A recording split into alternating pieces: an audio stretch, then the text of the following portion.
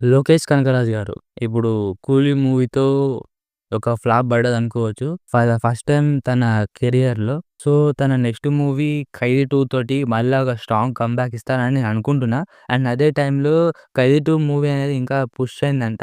And ఇప్పుడు వాళ్ళు చేయబోయే మూవీ ఇప్పుడు లోకేష్ గారు, కమల్ హాసన్, రజనీకాంత్ గారితోటి ఇద్దరితోటి ఒక big gangster, multi star movie అనేది వాళ్ళు చేయబోతున్నారంట.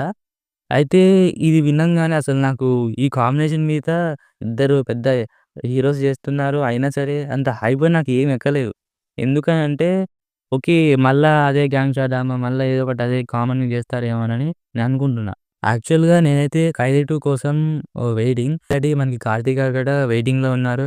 తన మూవీస్ అనేవి ఇక్కడక్కడ షెడ్యూల్ చేసుకొని 'ఖైదీ 2' కోసం డేట్స్ ప్లాన్ చేయడానికి. సో, తొందరగా వీళ్ళు మనకి మూవీని ప్రీ ప్రొడక్షన్ స్టార్ట్ జేసి, తొందరగా మనకి మూవీ షూటింగ్ అనేది స్టార్ట్ జేస్తే బావుండని నేననుకుంటున్నా. నాకైతే ఆ కాంబినేషన్ మీద అంత అయితే ఎక్స్‌పెక్టేషన్స్ అయితే లేవు. మరి దీనిపై మీ ఒపీనియన్ ఏందో కామెంట్ జేయండి. మరి ఇలాంటి మోటివేటివ్ వీడియోస్ కోసం మన ఛానెల్ సబ్స్క్రైబ్ చేసుకొని పక్కనున్న బెల్ ఐకాన్ని ఆన్‌లో పెట్టుకోండి.